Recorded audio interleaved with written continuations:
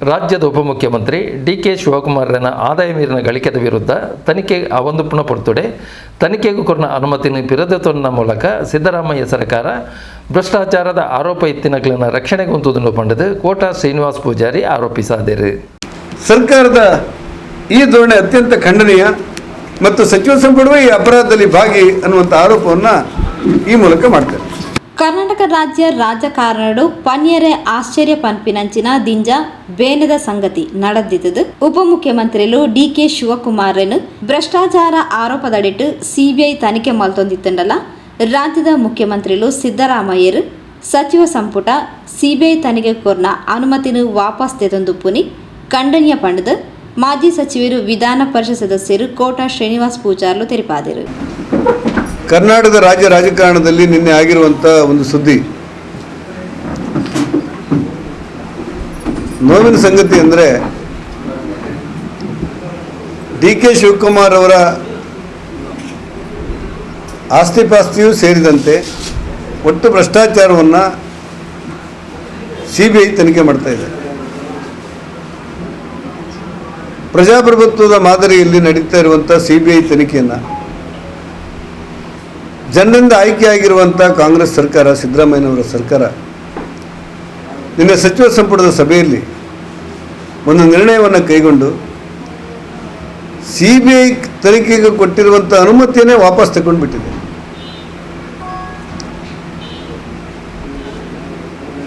ಯಾವ ಶಾಸನ ಸಭೆಯ ಮೂಲಕ ಸಚಿವ ಸಂಪುಟ ರಚನೆ ಆಗಿತ್ತು, ರಾಗದ್ವೇಷಗಳಿಲ್ಲದೆ ಪಾರದರ್ಶಕವಾದಂಥ ಆಡಳಿತವನ್ನು ಕೊಡ್ತೇನೆ ಅಂತೇಳಿ ಸಿದ್ದರಾಮಯ್ಯನವರು ಭರವಸೆ ಕೊಟ್ಟು ಪ್ರಮಾಣವಚನ ಸ್ವೀಕಾರ ಮಾಡಿದರು. ಅಂಥ ಸಚಿವ ಸಂಪುಟ ಒಂದು ತನಿಖೆ ಹಂತದಲ್ಲಿರುವಂಥ ಭ್ರಷ್ಟಾಚಾರದ ಆರೋಪದ ಬಗ್ಗೆ, ಅಕ್ರಮ ಆಸ್ತಿಪಾಸ್ತಿಯ ತನಿಖೆ ಬಗ್ಗೆ ನಡೀತಾ ಇರುವಂಥ ತನಿಖೆಯನ್ನು ವಾಪಸ್ ಪಡಿಬೇಕು ಅಂತ ಹೇಳಿರುವುದು ಇಡೀ ಪ್ರಜಾಪ್ರಭುತ್ವ ವ್ಯವಸ್ಥೆಯಲ್ಲಿ ಒಂದು ಬಹುದೊಡ್ಡ ಕಪ್ಪು ಚುಕ್ಕೆ ಅಂತ ಹೇಳಿ ಎಲ್ಲರೂ ಭಾವಿಸುವಂಥ ಒಂದು ವಾತಾವರಣ ಇವತ್ತು ರಾಜ್ಯದಲ್ಲಿ ನಿರ್ಮಾಣ ಆಗಿದೆ. ರಾಷ್ಟ್ರದ ಸರ್ವೋಚ್ಚ ನ್ಯಾಯಾಲಯ ಸುಪ್ರೀಂ ಕೋರ್ಟ್ ಏನು ಹೇಳುತ್ತೆ ಅಂದರೆ,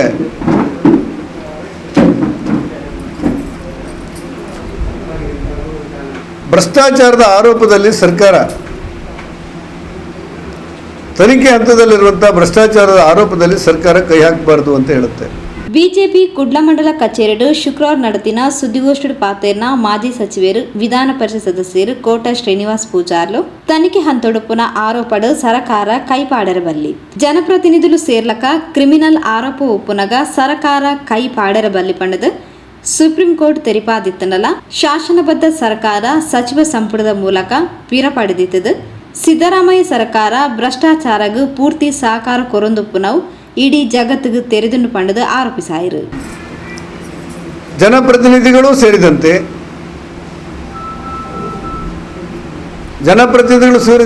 ಕ್ರಿಮಿನಲ್ ಮತ್ತು ಭ್ರಷ್ಟಾಚಾರದ ಆರೋಪಗಳ ಬಗ್ಗೆ ತ್ವರಿತ ನ್ಯಾಯಾಲಯವನ್ನು ಮಾಡಬೇಕು ಅಂತೇಳಿ ಸುಪ್ರೀಂ ಕೋರ್ಟ್ ಆದೇಶ ಕೊಟ್ಟಿದೆ.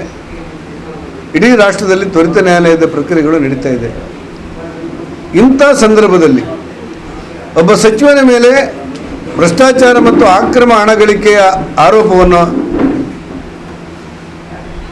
ಒಂದು ಶಾಸನಬದ್ಧ ಸರ್ಕಾರ ಸಚಿವ ಸಂಪುಟದ ಮೂಲಕ ವಾಪಸ್ ಪಡೀತದೆ ಅಂತ ಹೇಳಿದರೆ, ಕರ್ನಾಟಕ ರಾಜ್ಯದ ಇತಿಹಾಸದಲ್ಲಿ ಸಿದ್ದರಾಮಯ್ಯನವರ ಸರ್ಕಾರ ಮಾತ್ರ ಭ್ರಷ್ಟಾಚಾರವನ್ನು ರಕ್ಷಣೆ ಮಾಡಲಿಕ್ಕೆ ಕೇಳಿರುವಂಥ ಘೋರ ಅಪರಾಧಕ್ಕೆ ಕೈ ಇಕ್ಕಿದೆ ಅನ್ನೋದೇ ಬೇರೆ ದಾರಿ ಇಲ್ಲ. ಆ ಹಿನ್ನೆಲೆಯಲ್ಲಿ ಭಾರತೀಯ ಜನತಾ ಪಕ್ಷ ನಿನ್ನೆ ನಡೆದಿರುವಂಥ ಸಚಿವ ಸಂಪುಟದ ವಿದ್ಯಮಾನಗಳನ್ನು ಅತ್ಯಂತ ಕಳವಳದಿಂದ ಗಮನಿಸಿ ಭ್ರಷ್ಟಾಚಾರದ ಆರೋಪವನ್ನು ತನಿಖೆಯನ್ನು ವಾಪಸ್ ಪಡಿಬೇಕು ಅನ್ನುವಂಥ ಸಚಿವ ಸಂಪುಟದ ನಿರ್ಣಯವನ್ನು ಅತ್ಯಂತ ಕಟುವಾಗಿ ನಾವು ಖಂಡಿಸಬೇಕಾದಂಥ ಅನಿವಾರ್ಯತೆ ಮಧ್ಯೆ ಇದ್ದೇವೆ. ನಾನು ಸಿದ್ದರಾಮಯ್ಯನಿಗೆ ಆಗ್ರಹಪಡಿಸೋನು, ನೀವು ಒಂದು ಮುಖ್ಯಮಂತ್ರಿಗಳಾಗಿ ಎಚ್.ಕೆ. ಪಾಟೀಲ್ರಂಥ ಅನುಭವಿ ಒಬ್ಬ ಕಾನೂನು ಮಂತ್ರಿಗಳ ಮೂಲಕ ಸಿಬಿಐ ನಡೆಸ್ತಾ ಇರುವಂಥ ತನಿಖೆಯನ್ನು ವಾಪಸ್ ಪಡಿಬೇಕು ಅಂತೇಳಿ ನಿರ್ಣಯ ಮಾಡ್ತೀರಂದರೆ ಭ್ರಷ್ಟಾಚಾರದ ಬಗ್ಗೆ ನಿಮ್ಮ ನಿಲುವೇನು? ಭ್ರಷ್ಟಾಚಾರ ಯಾರು ಬೇಕಾದರೂ ಮಾಡಬಹುದು, ತನಿಖೆ ಮಾಡಬಾರ್ದು ಅಂತ ತಾನೇ ನಿಮ್ಮ ಯೋಚನೆ. ನೀವೇನಾದರೂ ಪಾರದರ್ಶಕವಾಗಿ ಆಡಳಿತ ನಡೆಸ್ತೀರಿ ಅಂತ ಹೇಳಿದರೆ, ಭ್ರಷ್ಟಾಚಾರ ರಹಿತವಾಗಿ ಆಡಳಿತ ನಡೆಸ್ತೇನೆ ಅಂತೇಳಿ ನೀವೇನಾದರೂ ಕೊಟ್ಟ ಭರವಸೆ ನಿಮಗೆ ನೆನಪಿದ್ರೆ, ಆ ಒಂದು ಕ್ಷಣ ಕುರ್ಚಿಯಲ್ಲಿ ಕೂತ್ಕೊಳ್ಳುವಂಥ ಅಧಿಕಾರ ನಿಮಗಿಲ್ಲ ಅಂತ ಅನಿಸುತ್ತೆ ನನಗೆ. ಒಂದು ಕ್ಷಣ ಕಾರ್ಯಾಂಗ, ನ್ಯಾಯಾಂಗ, ಶಾಸಕಾಂಗ ಮತ್ತು ಪಾರದರ್ಶಕವಾಗಿ ಬದುಕಬೇಕನ್ನುವಂಥ ಪ್ರತಿಯೊಬ್ಬ ಮನುಷ್ಯನೂ ಕೂಡ ಕರ್ನಾಟಕದಲ್ಲಿ ಇವತ್ತು ದಿಗ್ಭ್ರಮೆಯಿಂದ ಇರುವಂಥ ವಾತಾವರಣ ಇದೆ. ಒಂದು ಸರ್ಕಾರ ಈ ಮಟ್ಟಕ್ಕೆ ಇಳಿಬಹುದಾ? ಒಬ್ಬ ಕಾನೂನು ಮಂತ್ರಿ, ಒಬ್ಬ ಮುಖ್ಯಮಂತ್ರಿ, ಇಡೀ ಸಚಿವ ಸಂಪುಟ, ಅವ್ರ ಮೇಲೆ ಇರುವಂಥ ತನಿಖೆ, CBI ಮಾಡ್ತಿರುವಂಥ ತನಿಖೆ ವಾಪಸ್ ಪಡಿಬೇಕು ಅಂತೇಳಿ ನ್ಯಾಯಾಲಯ, ರಾಜ್ಯದ ಉಚ್ಚ ನ್ಯಾಯಾಲಯ ಹೇಳಿದೆ 3 ತಿಂಗಳಲ್ಲಿ ತನಿಖೆ ಮಾಡಿ ಅಂತೇಳಿ CBIಗೆ. ಅಂಥ ತನಿಖೆಯನ್ನು ವಾಪಸ್ ತೆಗಿಬೇಕು ಅಂತ ಸಚಿವ ಸಂಪುಟದಲ್ಲಿ ನಿರ್ಣಯ ಮಾಡ್ತೀರಿ ಅಂತ ಹೇಳಿದರೆ, ಇದಕ್ಕಿಂತ ಅತ್ಯಂತ ಕೆಳಮಟ್ಟದ ನಾಚಿಕೆಗೇಡಿನ ಘಟನೆ ಈ ಕರ್ನಾಟಕದಲ್ಲಿ ನಡೆಯಲಿಲ್ಲ ಅಂತ ನಾವು ಅಂದ್ಕೊಂಡಿದ್ದೇವೆ. ಹಾಗಾಗಿ ಸರ್ಕಾರದ ಈ ಧೋರಣೆ ಅತ್ಯಂತ ಖಂಡನೀಯ ಮತ್ತು ಸಚಿವ ಸಂಪುಟವೇ ಈ ಅಪರಾಧದಲ್ಲಿ ಭಾಗಿ ಅನ್ನುವಂಥ ಆರೋಪವನ್ನು ಈ ಮೂಲಕ ಮಾಡ್ತಾರೆ. ಮತ್ತೊಂದು ವಿಚಾರಗಳನ್ನು ನಿಮ್ಮೆದುರು ಹಂಚಿಕೊಳ್ಳುವಂಥದ್ದು, ರಾಜ್ಯದಲ್ಲಿರುವಂಥ ಬರದ ಪರಿಸ್ಥಿತಿಯನ್ನು ನಿರ್ವಹಣೆ ಮಾಡುವಲ್ಲಿ ಸರ್ಕಾರ ವಿಫಲವಾದ ಬಗ್ಗೆ ಕೃಷ್ಣ ಬೈರೇಗೌಡರು ಮತ್ತು ಮುಖ್ಯಮಂತ್ರಿಗಳು ಕೊಟ್ಟಿರುವಂಥ ಮಾಹಿತಿ ರಾಜ್ಯಕ್ಕೆ 33,000 ಕೋಟಿ ರೂಪಾಯಿ ನಷ್ಟ ಆಗ್ತದೆ. 33,500 ಕೋಟಿ ರೂಪಾಯಿ ನಷ್ಟ ಆಗ್ತದೆ ಈ ಬೆಳೆ ನಷ್ಟ ಆಗಿರೋದು. 17,000 ಕೋಟಿ ರೂಪಾಯಿನ ಕೇಂದ್ರ ಸರ್ಕಾರ ಕೊಡಬೇಕು ಅಂತೇಳಿ ನಾವು ಬೇಡಿಕೆ ಇಟ್ಟಿದ್ದೇವೆ. ಕೇಂದ್ರ ಸರ್ಕಾರ ಕೊಟ್ಟಿಲ್ಲ ಅಂತ ಸಿದ್ದರಾಮಯ್ಯನವರು ಹೇಳೋದನ್ನು ಕೇಳಿದೆ. ಇತಿಹಾಸದುದ್ದಕ್ಕೂ ತೆಗೆದ ಒಟ್ಟು ದಾಖಲೆಗಳ ಆಧಾರದಲ್ಲಿ ಒಂದು ರಾಜ್ಯ ಸರ್ಕಾರ ತನ್ನ ರಾಜ್ಯಕ್ಕೆ ಬಂದಿರುವಂಥ ಬರ ಅಥವಾ ಪ್ರವಾಹವನ್ನು ನಿಭಾಯಿಸಬೇಕಾದಂಥ ಪೂರ್ಣ ಜವಾಬ್ದಾರಿಯನ್ನು ಹೊಂದಿರುತ್ತೆ. ಕೇಂದ್ರ ಸರ್ಕಾರ ಅದರ ನೆರವಿಗೆ ಬರಬೇಕು. ಉದಾಹರಣೆಗೆ ಯಡಿಯೂರಪ್ಪನವರು ಮುಖ್ಯಮಂತ್ರಿ ಆಗಿದ್ದಾಗ ಬೆಳಗಾವಿಯಲ್ಲಿ ಭಾಳ ದೊಡ್ಡ ಪ್ರವಾಹ ಬಂತು, ನಮ್ಮ ಬೆಳ್ತಂಗಡಿಯೂ ಸೇರಿದಂತೆ. ಆಗ ಸಚಿವ ಸಂಪುಟದ ವಿಸ್ತರಣೆಗಳಾಗಿ ಖಾತೆ ಕೂಡ ಹಂಚಿಕೆ ಆಗಿರಲಿಲ್ಲ. ಯಡಿಯೂರಪ್ಪನವರು ಮುಖ್ಯಮಂತ್ರಿಯಾಗಿ ನೇರವಾಗಿ ಬೆಳಗಾವಿ ಹೋಗ್ತಾರೆ. ಅಲ್ಲಿರುವಂಥ ಪ್ರವಾಹದ ಪರಿಸ್ಥಿತಿಯನ್ನು ನೋಡಿಕೊಂಡು ಕೇಂದ್ರ ಸರ್ಕಾರಕ್ಕಿಂತ ಹೆಚ್ಚಾಗಿ ಬಡವರ ಮನೆ ಬಿದ್ದರೆ 95,000 ಪರಿಹಾರ ಇತ್ತಾಗ. ತಕ್ಷಣ ಅದನ್ನು 5 ಲಕ್ಷಕ್ಕೆ ಏರಿಸ್ತಾರೆ. ಬಡವರ ಮನೆ ಬಿದ್ದರೆ ಒಂದು ಮನೆಗೆ 95,000, 1 ಲಕ್ಷ ಕೂಡ ಇರಲಿಲ್ಲ, 5 ಲಕ್ಷಕ್ಕೆ ಏರಿಸ್ತಾರೆ. ಏರಿಸಿ ಆದೇಶ ಮಾಡ್ತಾರೆ, ಯಾರು ಬಡವರ ಮನೆ ಬಿದ್ದರೂ ಕೂಡ 5 ಲಕ್ಷ ರೂಪಾಯಿನ ನಮ್ಮ ರಾಜ್ಯ ಸರ್ಕಾರದಿಂದ ಕೊಡ್ತೇವೆ ಅಂತ. ಆ ಮನೆ ಬಿದ್ದವರಿಗೆ ಒಂದು ವಿಶ್ವಾಸ ಮೂಡುತ್ತೆ, ನಾನಿದ್ದೇನೆ, ನಮ್ಮ ಜೊತೆ ಸರ್ಕಾರ ಇದೆ, ಮುಖ್ಯಮಂತ್ರಿಗಳಿದೆ ಅಂತ ಅನಿಸುತ್ತೆ. ಆದರೆ ಕರ್ನಾಟಕ ಸರ್ಕಾರದ ಗತಿ ಏನಾಗಿದೆ ಅಂತ ಹೇಳಿದರೆ, ಕೇಂದ್ರ ಕೊಟ್ಟಿಲ್ಲ. ನಾವು ಹೇಳಿದೆವು, ಒಂದು 10,000 ಕೋಟಿ ಬಿಡುಗಡೆ ಮಾಡಿ ರಾಜ್ಯದಿಂದ. 10,000 ಕೋಟಿ ಬಿಡುಗಡೆ ಮಾಡಿ. 33,000 ಕೋಟಿ ನಷ್ಟ ಆಗಿದೆ ಅಂತೀರಿ ನೀವು. 10,000 ಕೋಟಿ ರಾಜ್ಯದಿಂದ ಬಿಡುಗಡೆ ಮಾಡಿ. 10,000 ಕೋಟಿ ಬಿಡುಗಡೆ ಮಾಡಿದ ತಕ್ಷಣ ನೀವು ಒಟ್ಟಾಗಿ ಕೇಂದ್ರದ ಮೊರೆ ಹೋಗೋಣ, ಕೇಂದ್ರ ಜೊತೆ ಮಾತಾಡೋಣ, ಪ್ರಧಾನಿಯವರಿಗೆ ಮನವಿ ಮಾಡೋಣ. ಆದರೆ ನಾವೇನು ಕೊಡಿ ಅಂತ ಬೇಕಲ್ಲ ಅಲ್ಲಿ ಕೇಂದ್ರಕ್ಕೆ. ನೀವು 10 ರೂಪಾಯಿ ಖರ್ಚು ಮಾಡಿದೆ. ಆನಂತರ ನಿನ್ನೆ ಹೇಳಿದರೆ 800 ಕೋಟಿ ರೂಪಾಯಿ ಅಂತೇಳಿ ಕೊಟ್ಟಿದ್ದೇವೆ, ಇದೇ ಅಂತೇಳಿ ಹೇಳಿ ಮಾಹಿತಿ ಪಡೆದ ನಂತರ ನಾನು 324 ಕೋಟಿ ರೂಪಾಯಿನ ಬಿಡುಗಡೆ ಮಾಡಲಿಕ್ಕೆ ಆದೇಶ ಕೊಟ್ಟಿದ್ದಾರೆ. ಈ 324 ಕೋಟಿ ರೂಪಾಯಿಯಲ್ಲಿ 75% ಕೇಂದ್ರ ಸರ್ಕಾರದ ಹಣ. 324 ಕೋಟಿ ರೂಪಾಯಿ ಬಿಡುಗಡೆ ಮಾಡಲಿಕ್ಕೆ ಆದೇಶ ಕೊಟ್ಟಿರುವಂಥದ್ದು ಬರಬಹುದಾದಂಥ ಬರ ಪರಿಹಾರಕ್ಕೆ ಅಥವಾ ಇರಬಹುದಾದ ಈಗಿರುವಂಥ 800 ಕೋಟಿ ರೂಪಾಯಿ ಬೇರೆ ಬೇರೆ ಜಿಲ್ಲಾಧಿಕಾರಿಗಳು ಇರ್ತಾರೆ ಅಂತ ಹೇಳ್ತಾರಲ್ಲ, ಅದು ಕೇಂದ್ರ ಸರ್ಕಾರದ ಬರ ಮತ್ತು ಪ್ರವಾಹ ನಿಯಂತ್ರಣಕ್ಕಾಗಿರುವಂಥ ಪ್ರಕೃತಿ ವಿಕೋಪದ ಹಣ. 75% ಕೇಂದ್ರ ಸರ್ಕಾರದ್ದು, 25% ರಾಜ್ಯ ಸರ್ಕಾರದ್ದು ಸೇರಿ 324 ಕೋಟಿ ರೂಪಾಯಿ ಬಿಡುಗಡೆ ಮಾಡಿದ್ದೇವೆ ಅಂತಾರೆ. ಅಂದರೆ ಒಂದು ರಾಜ್ಯ ಸರ್ಕಾರವಾಗಿ ಬರವಾದ ಪರಿಸ್ಥಿತಿಯನ್ನು ನಿಭಾಯಿಸಲಿಕ್ಕೆ ಸಾಧ್ಯ ಆಗದೆ ಒಬ್ಬ ಉಸ್ತುವಾರಿ ಮಂತ್ರಿ ಒಂದು ಜಿಲ್ಲೆಗೆ ಹೋಗಿ ಆ ಬರ ಇದ್ದವ್ರ ಜೊತೆಲಿ ಮಾತಾಡಿಲ್ಲ. ಒಬ್ಬ ಕ್ಯಾಬಿನೆಟ್ ದರ್ಜೆ ಸಚಿವ ಹೋಗಿ ಆ ಬರ ಪರಿಹಾರದಲ್ಲಿ ನಾನಿದ್ದೇನೆ ಅಂತೇಳಿ ಹೇಳಿಲ್ಲ. ಒಬ್ಬ ಮಂತ್ರಿ ಮಾತಾಡೋ ಸ್ಥಿತಿಯಲ್ಲಿಲ್ಲ. ಸರ್ಕಾರ ಹಣ ಬಿಡುಗಡೆ ಮಾಡ್ತಾ ಇಲ್ಲ. ಮಾತೆತ್ತಿದ್ರೆ ಕೇಂದ್ರ ಸರ್ಕಾರ. ನಾನು ಸಿದ್ದರಾಮಯ್ಯನಿಗೆ ಕೇಳಿದೆ ಸದನದಲ್ಲಿ, ನೆನಪು ಮಾಡ್ತೇನೆ ನಿಮ್ಮೆದ್ರೆ, 10 kg ಅಕ್ಕಿ ಬೇಕೇ ಬೇಡ ಅಂತೇಳಿ ಕೇಳಿದ್ರು ಸಿದ್ದರಾಮಯ್ಯ. ನಾನು ಕರ್ನಾಟಕದ ಜನತೆ ಪರವಾಗಿ ಅವರಿಗೆ ಒಂದು ಪ್ರಶ್ನೆ ಕೇಳಬೇಕು.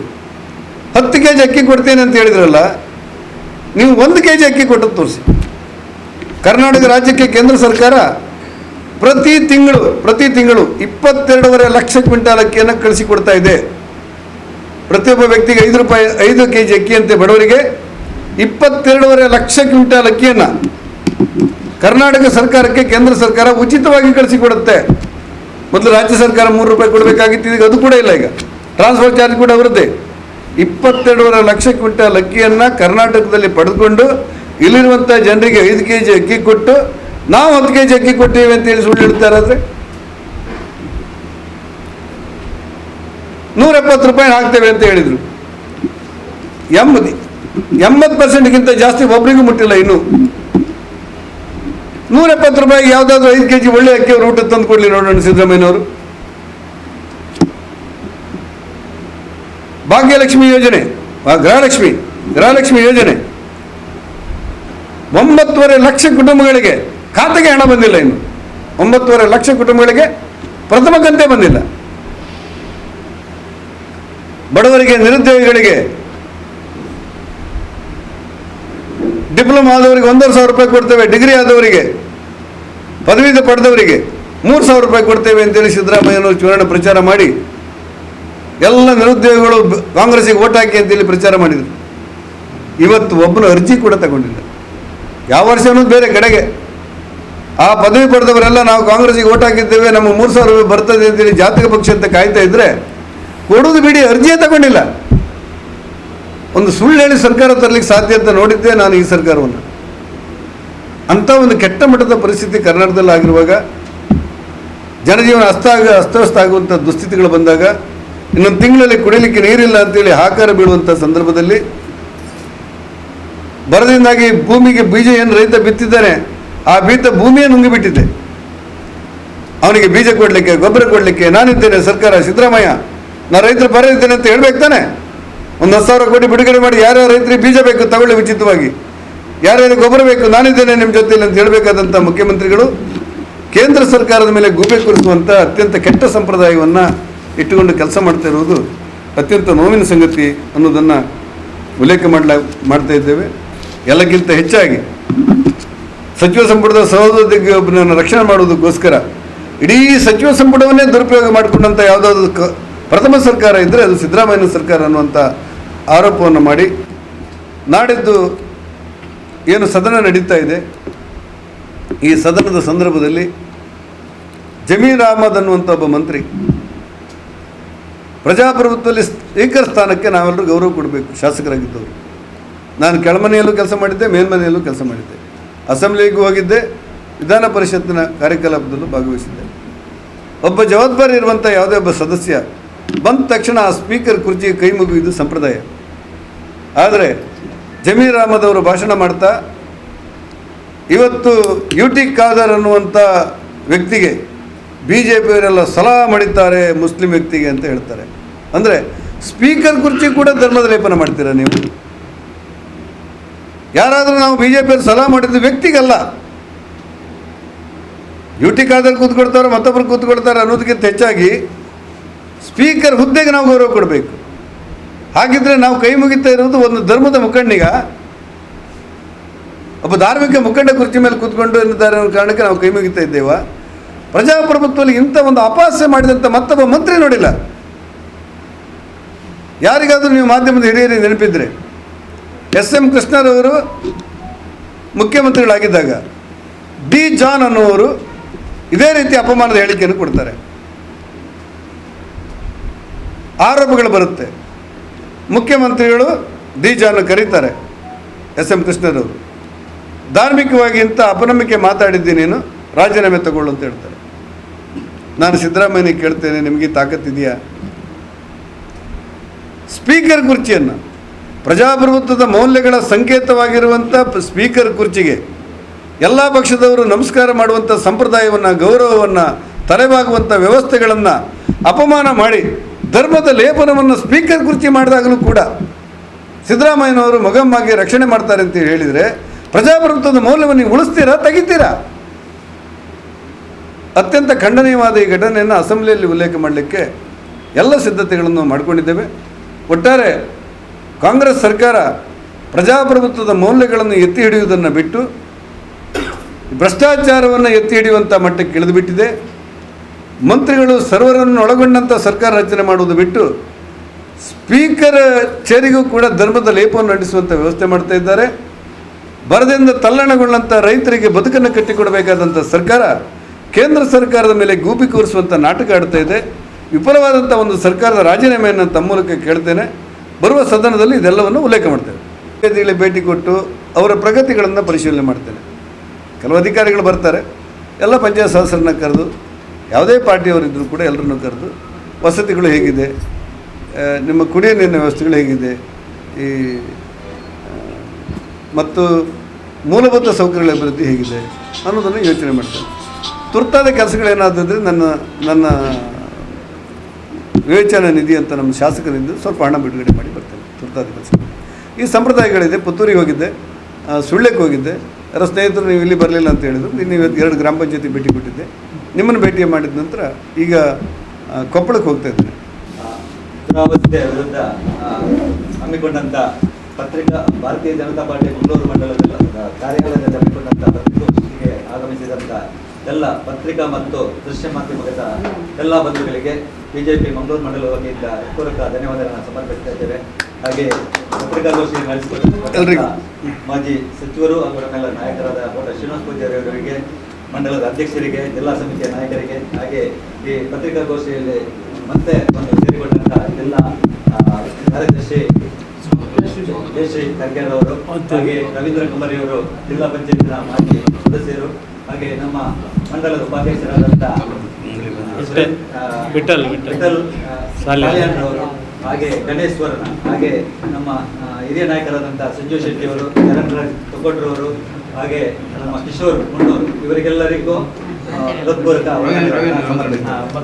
ಮಂಡಲ ಅಧ್ಯಕ್ಷರು ಚಂದ್ರಹಾಸ್ ಪಂಡಿತ್ ಹೌಸ್, ಬಿಜೆಪಿ ಜಿಲ್ಲಾ ಉಪಾಧ್ಯಕ್ಷರು ಸಂತೋಷ್ ಕುಮಾರ್ ರೈ ಬೋಳಿಯಾರ್, ಕಾರ್ಯದರ್ಶಿ ಸತೀಶ್ ಕುಂಪಲ, ಮಹಿಳಾ ಮೋರ್ಚಾದ ಧನಲಕ್ಷ್ಮಿ ಗಟ್ಟಿ, ಮಂಡಲ ಉಪಾಧ್ಯಕ್ಷರು ಯಶವಂತ್ ಅಮೀನ್, ರವಿಶಂಕರ್, ಕೋಶಾಧಿಕಾರಿ ಜಿತೇಂದ್ರ ಶೆಟ್ಟಿ ತಲಪಾಡಿಗುತ್ತು, ಮುಖಂಡರು ಜಯಶ್ರೀ ಕರ್ಕೇರ, ರವೀಂದ್ರ ಕಂಬಳಿ, ಕಾರ್ಯದರ್ಶಿ ಆನಂದ್ ಶೆಟ್ಟಿ ಉಳ್ಳಾಲ ಸುದ್ದಿಗೋಷ್ಠಿಗೆ ತೆರೆ.